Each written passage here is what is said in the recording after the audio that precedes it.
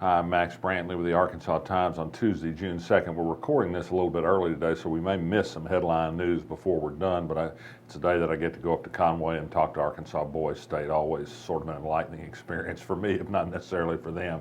I'd say the top news this morning is the monthly budget report. State tax money is coming in strongly.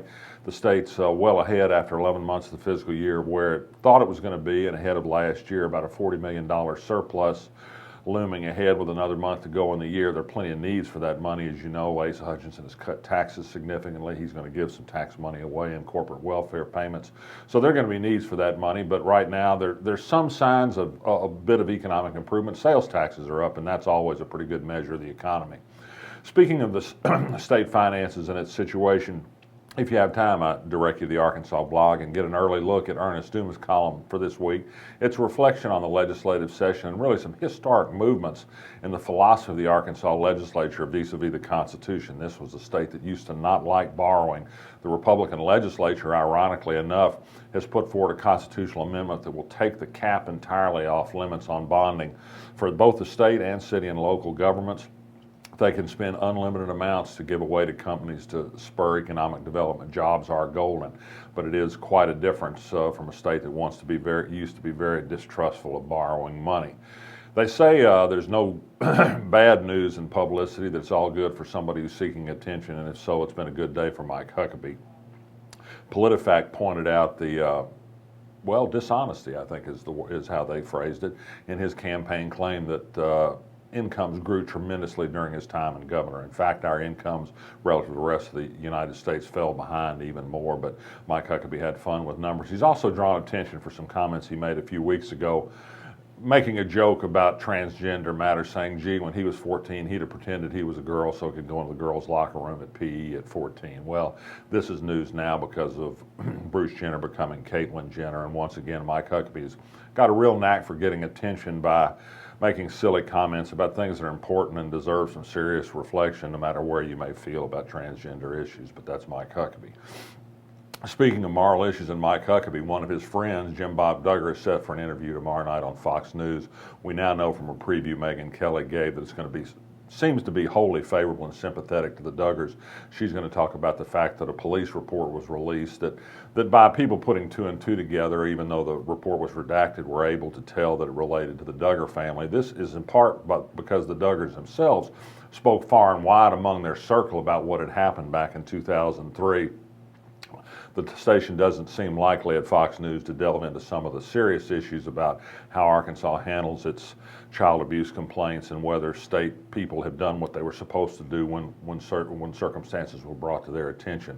That's going to be for somebody else to look at. MSNBC, Fox's mirror image, I suppose, in the cable TV world, has an interesting story that says, in fact, despite what's been reported so far, a legal expert believes the statute of limitations on child molestation had not expired back in 2006 when the Springdale police belatedly took a look at this situation. Charges could have been filed and they weren't. It's too late now, and so it's just one for the legal theorists now, but it's still worth thinking about.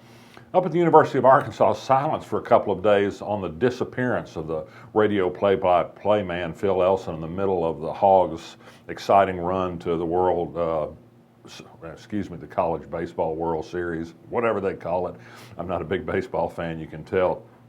And we finally found out that Phil Elson has indeed departed. We don't know why. He actually was employed by IMG, which is the giant international marketing firm that now basically is in charge of Hog Athletics. They won't say why he left. I don't think it's really important. There's some personal issue here at foot. But it gives you an idea of now who's wagging the dog in athletics money is. There was a $30 million payment by the SEC into the school. IMG controls the marketing. With private control comes a loss of transparency, whether it's on baseball announcers or how money is spent or how much money comes in. And I think this is an issue people ought to pay closer attention to over the years, not necessarily so much on the radio personnel. Interesting piece of news last night I uncovered thanks to a tip. Nate Bell, the very conservative Republican from Mena, changed his party affiliation on the legislative website perhaps yesterday. He now says he's an independent. He had a famous falling out with party leaders over their support for a bill to move the primary election. Nate Bell thought it was a bad idea. Nate Bell and I don't agree on much, but I thought he was right on this. Moving the primary wasn't really supported by the evidence. He's left the party as a result. I don't think he's going to become a liberal over this, not to worry about that. Judge Mackie Pierce late yesterday reaffirmed his ruling that it's unconstitutional for cities of Little Rock and North Little Rock to send money as subsidies to chambers of commerce. This has implications for people around the state. For the time being, at least, it may slow down the process of city taxpayers subsidizing political lobbies that work against their interests. But the legislature, in part in the amendment that aims to raise our debt ceiling, will make it very clear that chambers of commerce can be subsidized by tax dollars. The Bentonville School Board last night had another meeting on an equal employment opportunity policy. The board was able to defeat narrowly a measure that essentially would have kept the existing policy in place and therefore affirmed legal discrimination against gay employees. They're going to study this matter further. They're probably going to wait for the U.S. Supreme Court decision on the same-sex marriage case to decide whether they expand their equal employment policy to include sexual orientations as well as several other categories. But there was something that happened last night that shows why this is so important. A parent was heard from who talked about bullying of her gay child by other students and by members of the Bentonville School Administration. Those who say this is not an issue are just wrong. It is an issue, and there are people who fear discrimination on account of who they are, and there need to be policies to protect those people. The fact is, the people who don't want these policies do want to be able to discriminate. That's the important thing. I mentioned yesterday that Josh Hastings has been sued, the former Little Rock police officer, for killing a 15-year-old teen. It also developed late yesterday that Josh Hastings has filed a motion in circuit court to have the record of this event expunged from the records, from the court record, and to destroy the evidence that this ever happened. The judge who has the case, Wendell Griffin, will have a hearing later on this month. I can report that prosecuting attorney Larry Jegley opposes getting rid of these records. I think it's important that there always be a public record of how use of police deadly force was investigated. Whatever the outcome, I've objected to the expungement of the records. I've also made an FOI request for the records, and the prosecutor has provided those, and we'll be inspecting them today. So even if they are expunged eventually, somebody will have a copy of them. I'm Max Brantley. I'll be back with a report on Boys State tomorrow.